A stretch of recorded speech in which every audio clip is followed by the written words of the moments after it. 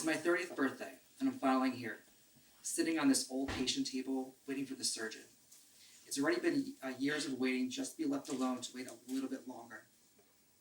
I grow restless and begin touching various medical equipment. I pick up the blood pressure gauge thingy and try and remember what it's actually called.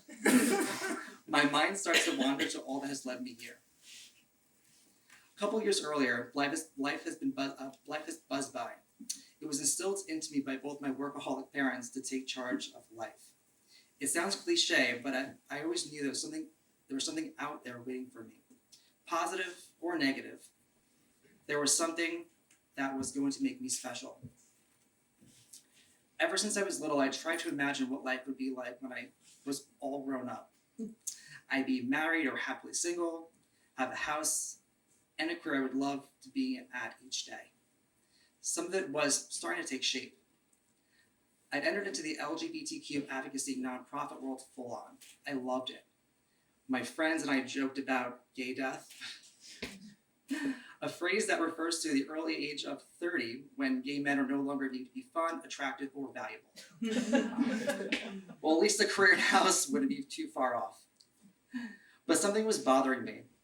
I thought I had IBS or maybe Crohn's disease, but my job didn't provide health insurance. I aged out of my family's health plan and didn't have the money to pay out of pocket. So I ignored the pain and focused on continuing to build my career. Starting in early 2018, after a year of advocating for health insurance, I finally got coverage and called countless doctors to make an appointment. After many rejections and no replies, I found a recommended office, but had to wait 2 months for an appointment. Once I got in, my initial physical and blood work passed with flying colors, which put me at ease for the moment, until I was told that my referral appointment would take an additional 2 months.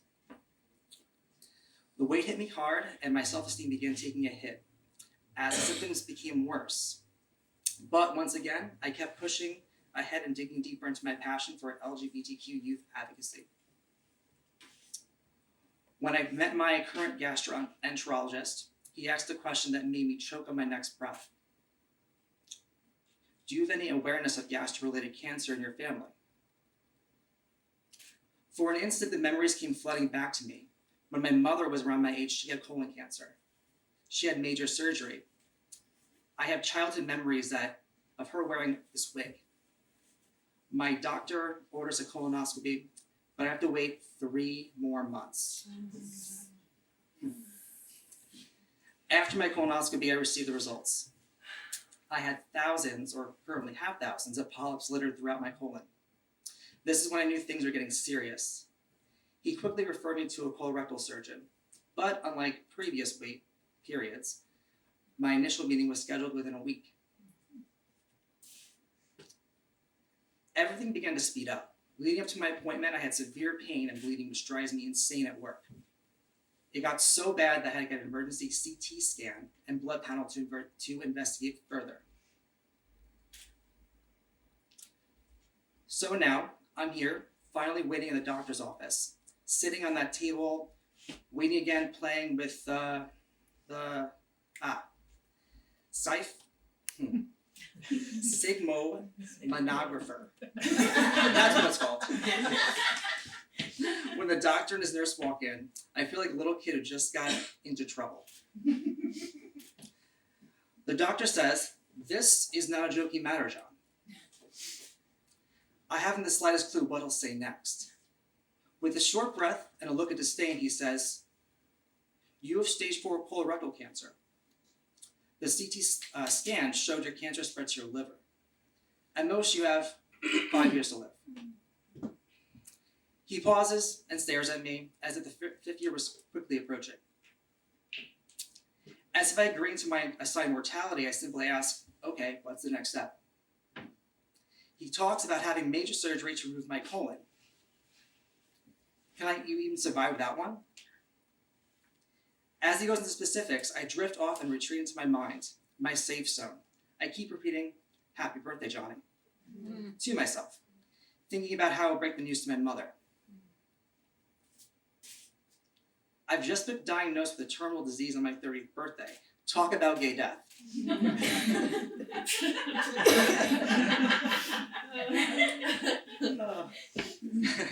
But that it is, my own gay death.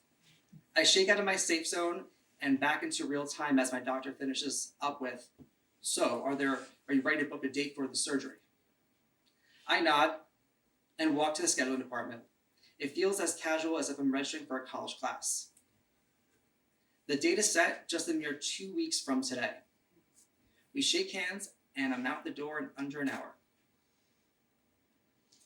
As I walk to my car in this endless parking garage, I ask myself, why are you so silent? Aren't you afraid? My next very thought still sticks with me today, 17 months later. This is just a challenge. A really fucked up challenge, but a challenge that was born out to play. This is a thing I knew about since I was little. It was little that positive or negative was going to make me special. The next thing I do is call my mother. I tell her about the meeting with a surgeon, but avoid admitting that I've been diagnosed with advanced cancer. The second I tell her about my scope and the immense damage to my colon, she breaks down into tears. It's only now that she reveals to me that I have a rare genetic condition called FAP, familial adenomatous polyposis, a nasty disease that leads to cancerous lesions in the colon. What she didn't know is that this could lead to cancer metastasizing throughout the body if it's not managed within your mid-20s, often leading to an early death. She fights back the tears as she mentions that she had me tested back when I was 12. Now it makes sense, I tell myself. All those mysterious trips to the hospitals, scopes, and that yellow pill I had to take a few times a day. This random assortment of memory comes back like a flash flood on a small creek. Mom losing hair when I was very young, the wig she wore. She went through cancer too. What the fuck? I press for details, but she can only manage to say, I don't remember, and I don't know. Which eats at me over our 2-hour call. It's all coming together now. In my head I scream, oh my God, why me? Why didn't she tell me? Didn't she care about my health? Was she expecting that I figured this gem out on my own? I mean, come on, I got cancer because of her. I've been healthy through and through, working out 3 times a week, playing soccer twice a week, and running a few miles every other day. I should be the poster child for not getting cancer. This isn't fucking fair. It takes me over 2 months to fully process this. The thought of me having cancer doesn't keep me up at night. What keeps me up during these 2 agonizing months is the question, do I forgive my mother or do I blame her? I imagine I'm told that this could take on my relationship with my parents. She sacrificed so much for my siblings and me. The notion of thriving inspires me to focus on recording my daily interactions with cancer and makes me expand on my own definition of life with cancer to thriving with cancer. I choose to live with cancer, but not let it label me out of my own identity. After much deep reflection, I come to the conclusion, blame has no place in a life built on purpose. I chose not just to survive, but to thrive. The word keeps appearing in my social media posts and daily conversations as I keep adding to my cancer story. I notice myself becoming more active in life, advocating and living my life as if nothing was attacking my body. Yes, I've been treated with chemotherapy, which leaves me exhausted, dehydrated, and beat up, to say the least. But I'm lucky. I have downtime for 2 days, and then I'm back on the field playing soccer, traveling, and eating food that brings me joy, despite going through 35 potent rounds. The notion of thriving inspires me to focus on The notion of thriving inspires me to focus on recording my daily interactions with cancer and makes me expanding my definition of life with cancer to thriving with cancer, which I just read. I choose to live a life with cancer, but not let it label me out of my own identity.